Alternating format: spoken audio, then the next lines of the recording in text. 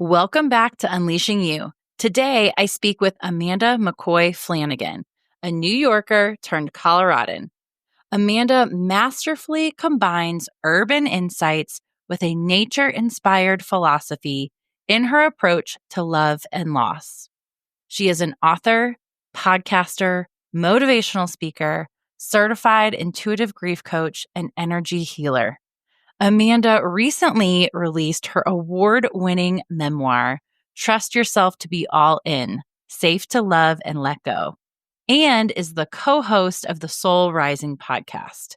Today, Amanda and I speak about practical ways that you can come back to yourself and find calm in all of the day-to-day hustle. I loved having this conversation, and I hope you love listening to it. Welcome to Unleashing You. This podcast is your permission slip to create success your way. I'm your host, Amanda Riffey, a certified success coach and female business leader who has climbed her way up the corporate ladder.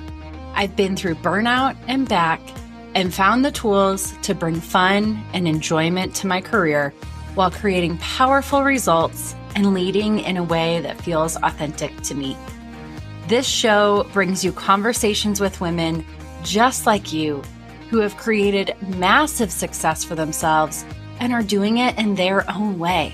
We'll hear about their personal journeys of growing their career while still prioritizing the things they love most. If you are ready to be challenged and encouraged to reach your next level, then buckle up, sister, because the road to dreamy success begins here. Let's dive in.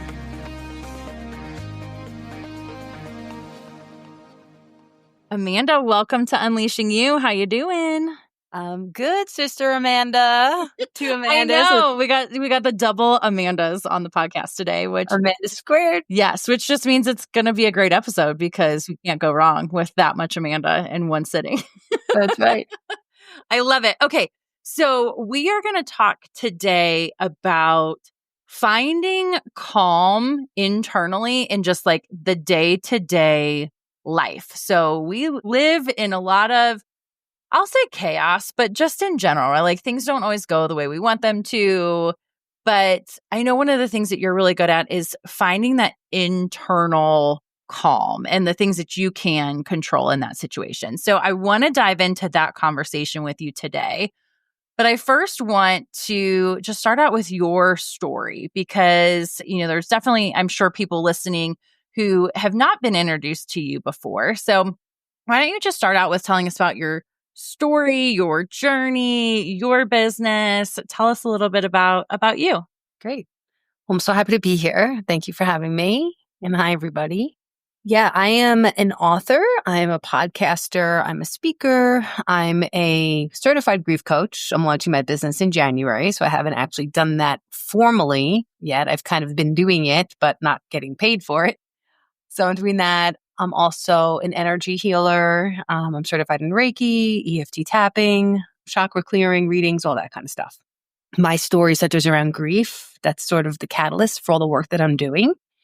A lot of stuff happening in childhood and early on in my life that was never really processed, different people passing away. And then when I moved to Colorado 9 years ago from New York, everybody started dying. It was like this crazy thing. I mean, and it was such a tough time because I was having such a hard time acclimating and transitioning into being a Coloradan from a New Yorker. It was just like culture shock, just night and day. Like, boom, who am I?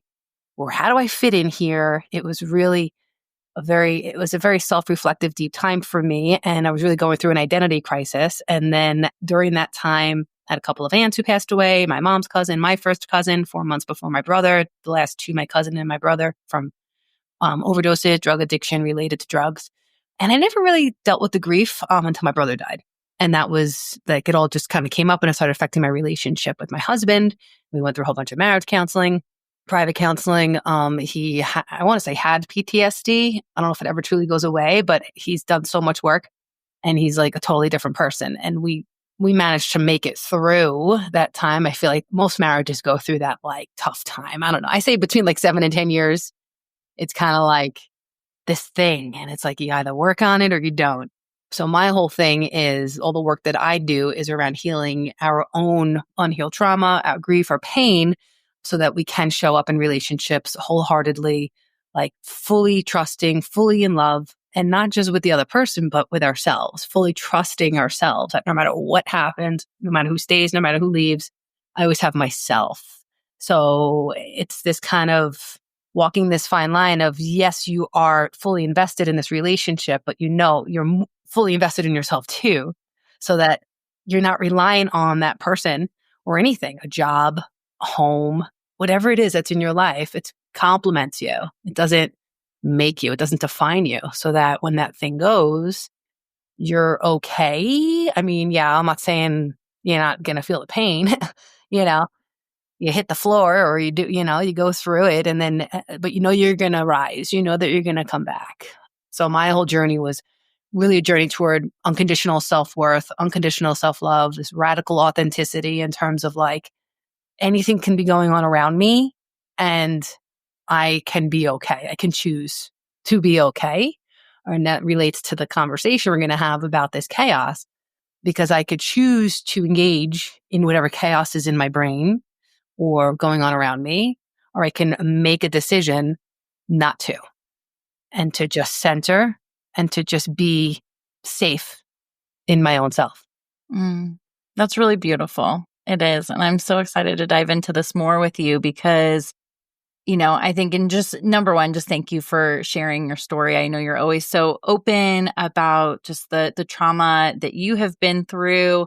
I know, unfortunately, we have a lot of that in common with losing our brothers. And just it takes a lot of vulnerability to be able to open up. And then not only that, but then also say, okay, how can I use this for good? How can I use this to better myself, better the people around me? And that's why I always just feel so connected to you in that way, because I can feel that energy when you're talking, that is your mission, is to help yourself grow, but then also help all the people around you. So thank you for what you do. Oh, yeah. Thanks for acknowledging that. I believe that the chaos out there is because there's chaos going on in here.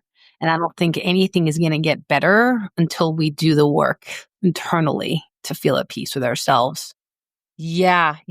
Okay. I love that so much. So we're going to talk a little bit about some of even the practical tips that you have, because I always love when I listen to a podcast and I can actually walk away with things that I can do or change. The how. I'm really big on the how. Like, we could sit and talk all day long and that's great, but yes. Okay, what do I do? Tell me how to fix this or heal this. Absolutely. And so one thing I want to ask you about before we really dive into some more of the tips is around vibration, because I know you do a lot of energy work, a lot of energy healing, and this might be something that's new for some of our listeners around, thinking about this concept of keeping our vibration high in certain scenarios. So can you dive in a little bit into what that means and why that's so important?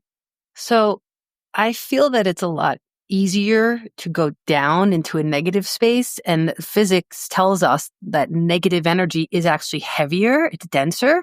So it's very difficult, I think, for a lot of people, especially myself. It took a lot of practice to be able to raise that vibration.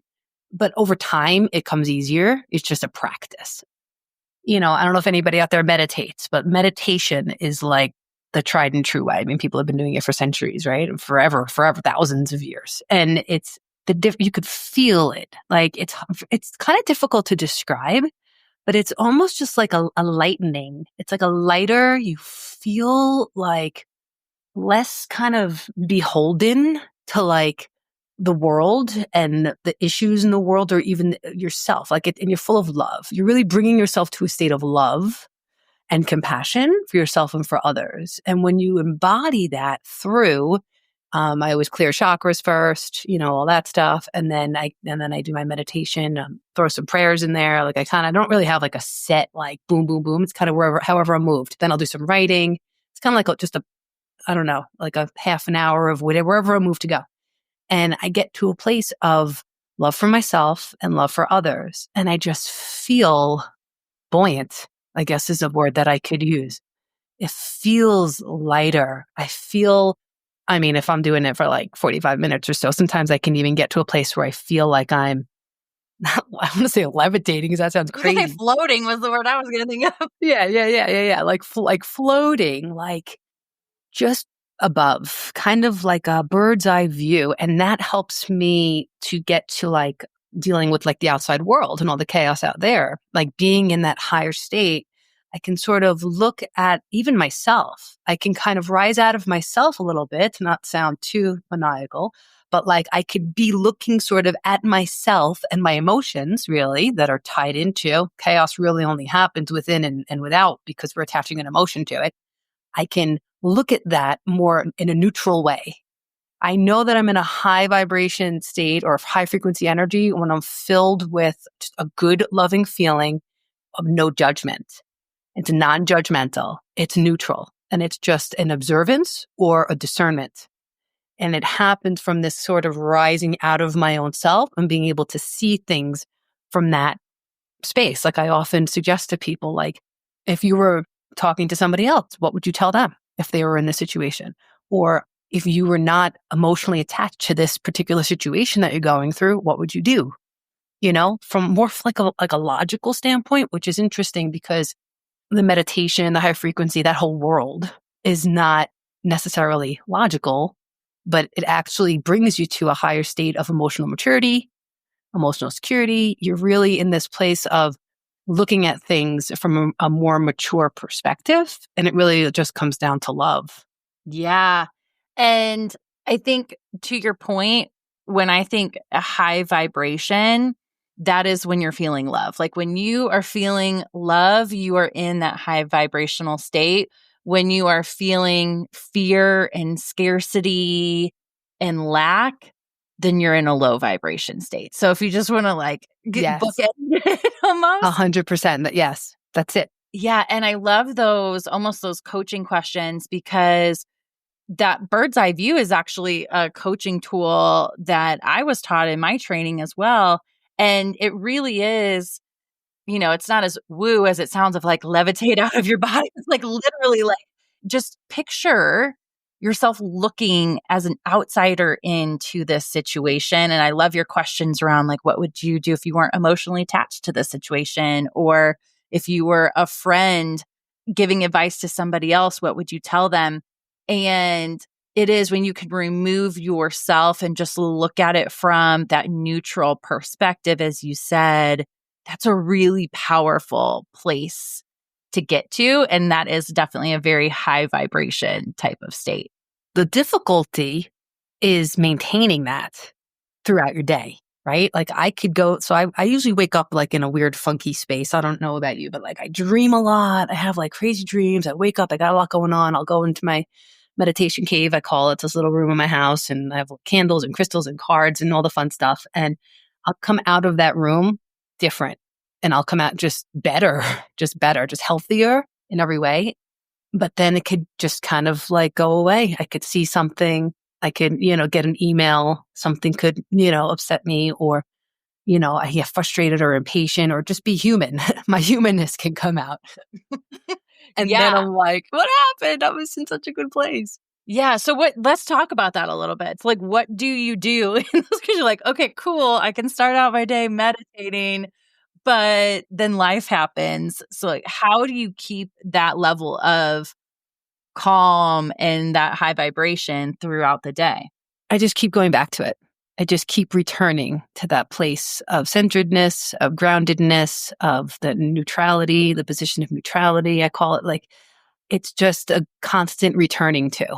And reframing is a huge one that I use, shifting perspective on things, right? Because it's important for me to do that morning routine, that practice, because it's in there. It's in there, even though I'm upset, even though I'm frazzled or whatever. It's not like all that just disappeared, really. It might seem that way, but it's in there. So if I just call upon something greater, typically I'm very spiritual. I'm very connected to spirit. And I'll just say, all right, help me to see this differently. Like I'll ask. I will just ask for help. There's nothing wrong with asking for help. I can't do this all on my own. I am human and I am filled with the fear and all the stuff that kind of keeps me smaller. So if I can tap into something greater and say, you know what? No, just show me. Just like do it. Just like drop it into my head. Like help me to just see this thing differently and just take a breath. I also run. So typically a couple hours after I meditate, maybe I'll do a little work and then I'll run. And so it's like throughout the day, I'm constantly doing things that are regrounding me, getting me back to a better space. Or I'll reach out to somebody, right? I'll text somebody or I'll call somebody. Hey, this is what I'm going through, right? Using community. Like there's just many different ways that I can going out in nature. I could take my dog for a walk, just a reset, just something to reset, move a muscle, change a thought. That's a phrase. So if I'm in this space, I have to do something. You don't need to be, training for a marathon, but you could be, go walk your dog, get up, do some jumping jacks. I don't know, just anything to just switch that nervous system really is what it comes down to when I'm upset or something's going on and I'm all angsty or whatever. It's because I'm most likely having a trauma response of some form because that's just who I am. And I have to be aware of that. And I have to just reset, take some breaths, breathing. I like to engage the vagus nerve. That's a big one for me. Whenever I'm nervous about something, anxious about something, 3 big belly breaths where I stick out my belly as far as I can on the inhale. That just is going to activate the parasympathetic nervous system. I'm sure you know all about this. And it's just going to bring a sense of calm. So I have to do something. So it's very action oriented. I can pray, I can ask for help. And then what happens is that something gets intuited into my brain. I hear something. Okay, now you got to do the footwork. I believe in prayer, but I don't believe that prayer alone. I think we have to take the action to change whatever situation we're in. And whether that's in our minds or something actually in our environment, we have to be the ones to do it. We just get that inspiration to do it. That's what, like, we work together, spirit and us.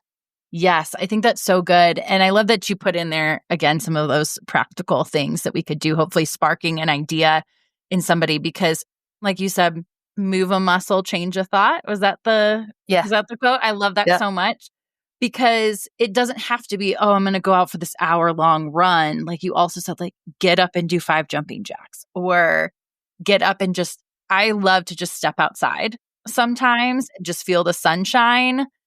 I mean, you and I live in Colorado, so we get a lot of sunshine, but like just stepping outside, just getting that fresh air, changing your location of where you are in your house or in your office or whatever, just changes that perspective for a minute. And so, I think about things that might be happening in work or our kids or, there's so many things or somebody cuts us off in traffic or, there's a ton of things that can happen throughout the day.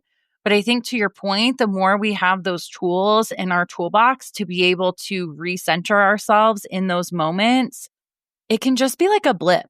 It can just be like a blip on the radar. It doesn't have to consume us. Yeah, turn on some music, get up and dance, just like do something, anything to shift the perspective because the only reason why we have problems or chaos is because that's the lens we're looking through. We're going to find whatever we're looking for, really. So it's all about my mindset. It's all about where I'm at, what kind of space I'm at and my energy, right? So it's about shifting the perspective, but it's shifting the energy is really what's happening. So when you're in this like heavy place, whatever, just force yourself sometimes, right? Like sometimes it's not easy. Like we could sit here and say this all day long and then there could be people saying like, but I just can't do that. I just can't force, or it just doesn't come like, I'm not inspired to, or, sometimes you just have to force. I don't feel like doing those damn jumping jacks when I'm mad. Yeah. Like what? No, you gotta just force yourself. And maybe you don't. Maybe you need to lay in bed for a half an hour and wallow for a little bit, whatever it is, right? As soon as you get that little spark of inspiration, seize it. Don't let it pass. Because that's the way you're going to get yourself out of that funk, is if you take that action as soon as you're inspired. Yeah. I shared a little while ago, I was having just one of those mornings where I was just feeling super off, just down on myself, just like, oh, this all sucks, like whatever. And I let myself sit in it for a little bit because I just felt like, you know what? I feel like I just need to feel this right now. Like I just need to feel this right now. And so I just sat in it for a little bit. I took a quick nap. And then I woke up and I was like, I still felt crappy, but I was like, you know what? Okay, I'm done with this now. Like, I've felt it. I've taken a nap. I've sat here. Now it's time to move. And so I went and I put on workout clothes and I forced myself to go outside for a walk. And it made me feel better. Even though in that moment, I did not feel like doing it. I knew from prior evidence that that was going to help shift my energy. And to your point, it doesn't mean that it was magic and then I never felt that feeling again, but it was enough to get me moving. And then I came back and then I had an amazing call and then this and this. And then, oh my gosh, okay, I'm feeling so much better now. So I think it just can't be stated too much of the fact of even when you don't feel like it, but you're like, okay, I'm done feeling this way. Like, I don't want to feel this way anymore. Then do something to help shift it. Yeah, something. I mean, go look at your books and pick out a book and open up a page and read it. Like, just something to get out of your head, to get out of your own self. And it could be that simple, whatever you feel like doing. Like yesterday, was it snowing or it was cold? Yeah, it was a little snowy It was yesterday, both. right? Yeah, yeah. I was just like in a funky space too. And I was like, you know what? I'm not going to push myself to do anything like monumental. I'm just going to go take a bath. I'm going to just go take a bath because that's self-care. I know whenever I'm in those spaces, the answer is always self-care. And whatever is pulling to me or whatever I'm capable of doing, whether that's reading a book or taking a bath or going for a walk or whatever it is, that's what I have to do. And then it's going to pass. It always passes. And I also don't think, I know the show is not about this, but I also think it's important to remind women that our hormones are very real. I'm glad you brought that up because energy cycles are a real deal. Yep. So we don't talk about it enough. Like the world we're in, I think people are starting to talk about it more, but sometimes we can't just force ourselves into a state we're not ready. So we have to really kind of embrace where we are, honor where we are, and say, what am I capable of in this moment? And trust that it's not going to last forever. Yeah. Okay. And I actually have, if anybody really wants to dive into this energy cycles, look back in the podcast. There's an episode with Christy Borbis. But this was like, I mean, a little while ago now. So we have not talked about it on the podcast in a little bit. So could you just give us, for somebody who's like, okay, cool, but like, what are you guys talking about? Are you talking about PMS? Like, I don't understand. So can you kind of give just a quick overview of the energy cycles or what you're talking about when you talk about the hormone levels? So I actually have this, I'm not an expert in hormones, but I actually just happen to have this 28-day infradian rhythm. So the monthly cycle and the different phases. I happen to have this. I was just reading it like yesterday because I'm like, oh, perfect. I need to know like what is going on. So there's your menses, your menstrual, and then there's the follicular phase, and then there's your ovulation, and then there's the luteal phase. So I actually had somebody on my podcast that taught me about cycle syncing. So it's doing things that are in line with your cycle and not pushing yourself to be too productive at a certain time of month. So this is cool too. I don't know where she got this. I got this from somebody in our world. So yeah, the follicular phase, it said your strengths are creativity, your estrogen is on the rise. So dream big, brainstorm, initiate, prepare and plan, research, be curious, set intentions, clarify vision. So you want to be in that creative state. Then your ovulation, this is typical. It's not for everybody. For me, sometimes, I never really experienced the ovulation of like the feeling great. Ovulation brings some challenges for me. Like I know I'm ovulating when I'm a little off. Oh, yeah. You got that full moon energy. Yeah. Yes. And then it's, but for most women, it's you're feeling great. You're in like a really good space during ovulation. So this talks about communication and collaboration, socializing, pitching ideas. This is like be out and about, be seen, like make your mark, do your thing. Like you're in this energy, do your thing. So then the luteal phase is the week before your period, basically. Completion, nurturing, tending, get it done phase. Don't procrastinate, get organized. So again, you're accomplishing projects, goals. You're doing things that are not so social, you're not so much with people. You're back in like your space. Finances, administrative tasks, celebrating yourself, deep work, and then menstrual evaluation and intuition. Relax, reflect on the past month. Be kind with yourself as you review the good things you've accomplished and note areas in your life that feel less optimal or need attention. Trusting your instincts. Is your gut telling you something? Spend time journaling, reviewing. So yeah, the reason why a lot of us, this is what my guest Hope Pedraza is her name. She works with women around this cycle syncing in terms of like the reason why like we can make ourselves and our hormones more off balance, imbalanced, and dysregulated when we're going against the natural rhythm of what we're supposed to be doing. So when we're going against it, we're feeling stressed. And then cortisol, it activates the adrenals, cortisol's coming out, creating more stress and messing up our hormones even more. Like women, I don't know how old you are, Amanda. I'm 40. Okay, you're a little bit younger than me. I'm 44. But yeah, women in our age, we're starting to be pre-menopausal, perimenopausal. So we can do a lot to really keep those spikes a little bit more level if we're actually living in tune with, yes, the phases of the moon. That's really what he talked about, the full moon energy. It's exactly what it comes down to, being in natural rhythm, being in sync with the earth and back to like the frequency and the vibration and all of that high level, that love, that is our natural rhythm. That is really what's inside every single one of us. So if we're honoring that, embracing that, jumping into the flow, like the flow is there. It's already there. It's already mapped out for us. Just know it and jump into it and trust what you're feeling and follow that intuition. And it will lower all of that chaos inside for you. Yeah. Ooh, that's so good. And one tip that I love when it comes to, because I love energy cycles, cycle syncing, all of it. I love it all because it has done amazing for me in almost that permission slip of feeling how I feel in those moments. So one thing that I do is I will, like I use Google Calendar. And so I've started a new Google Calendar that kind of overlays my regular one. And I have like okay, I'm in the luteal phase from this day to this day. And then I have it repeat every 4 weeks. So again, not everyone's cycle is like that on track and predictable, but you can get a good idea.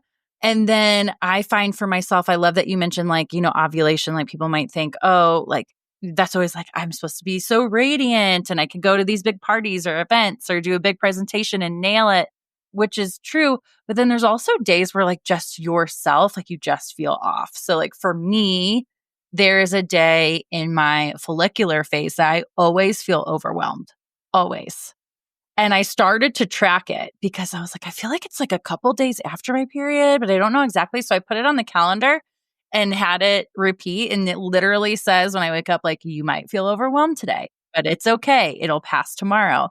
Because I would find those days being the ones where I was like, I just have too much to do. I have so much on my plate. There's no way I can do it all. It's almost like I get overload from that creativity, like too many ideas, too many things. And it's like, it's just too much. So I think just listening to your body and knowing your body, there's so many resources that you can go to. There's also a book, if anybody's interested in this, it's called Do Less by Kate Northrup. That was the first time I was really introduced to this concept. But even if there's men listening, they're like, okay, cool. Like I'm not ovulating. And even women who don't ovulate, like again, you still follow those same types of flows. But men do those same cycles, but in a 24-hour cycle. So think about your day and how do you align? Like we have mini cycles throughout the day, even, like I'm really creative in the morning and I cannot work on something creative in the afternoon. Like it just doesn't work for me. I will sit there and stare at the computer screen without making progress. So there's lots of things that we can do, to your point, to lean into what our bodies are already telling us, because it is that North Star. So the more we can work with that flow, like you were talking about, and have these mindset tools and have these reframing tools, I think we can find that calm among the chaos for sure. Yeah, we can. And I love that, you talked about honoring that it's going to be different for everybody. We have general, like this thing I was reading, this is general, but it's not for everybody. Like you have that day in your follicular phase. I can tell you from like a week out, I know that I'm going to get my period because there's a day, and I'm like, all right, a week from today, I'm going to get my period. And it happens every time. Yep, mine is day 23. I'm like, stay far away from me, people, because I'm going to be very mean. Yeah. I'm like day 19, 20. Mine comes every 24 days usually, but like, yep, stay away. So you just got to know yourself. Just got to pay attention. It's just about awareness. It really is just being more aware, just tapping into and not brushing things off, tapping into how you're feeling and honoring that and saying, okay, this is true. This is real. There's nothing wrong with me. This is who I am, and, God, they say God doesn't make junk, like we're all beautiful spirits. And it's a matter of learning who we are, how we operate, and, using all the stuff that we're talking about with your cycle and all that, and, raising your frequency. And just really, that's how you can bring the best possible person to the table. And then you're going to feel empowered. You're going to feel capable. You're going to feel inspired because you like yourself, because you're doing things that are in harmony with who you truly are and what you're supposed to be doing here. Yeah. And then you trust yourself, which I know is one of the big things that you talk about so much. So I think that's so beautiful. Yeah. Amazing. All right. So where can our listeners find you if, just listening to you talk, that story is resonating, they want to know more about you? Where can they connect with you? I'm on Instagram and Facebook at Amanda McKoy Flanagan. It's McKoy with a K. My website, amandamckoyflanagan.com. That's right now, it's really much all about my book. I'm actually rebranding and launching my coaching business and energy healing business in January, but the website address will stay the same, amandamckoyflanagan.com. My podcast, I also have a podcast, which you'll be on at some point. Yeah. That's called Soul Rising, SOL Rising. That's on YouTube, Apple, Spotify. So just put that in the search bar. And those are the main places, I think. Yeah. Beautiful. Okay. 30-second commercial for your book. What's your book about? That's always the hardest thing. My husband, I know, right? my husband and my kids are writing like a graphic novel about our dog and trauma and all this stuff. And he's trying to write his log line is what in the book he read. It's a blurb or whatever, but it's the elevator pitch. It's the one or two sentences. And you're writing a book too. We need to talk about that. I am writing a book. Yes. Yeah. How is that going? It's going great. It should be launching in 2025. So Amazing. I'm excited. Oh, I'm so happy for you. That the hardest thing is just nailing it down to like one or two sentences. But Sure. My book is called Trust Yourself to Be All In, Safe to Love and Let Go. And really at the heart of it, it's about uncovering and healing limiting beliefs that are holding you back from loving as much as possible due to fear of future loss. So it's a shift in mindset, and it's really about feeling comfortable in all of your emotions so that you know that, like I said, how I opened up with, like, no matter what comes your way in life, you'll have your own back. You'll be able to show up for yourself. So it's about healing childhood wounds to really rise into that unconditional self-worth and self-love. Gorgeous. Oh, I love it so much. Thank you for being on the podcast. Thank you for this conversation. I just hope that people walk away with one or two more tools in their toolbox to be able to just show up as our best selves in the day-to-day stuff that we deal with. So, Amanda, thank you for being on. Thank you so much for having me.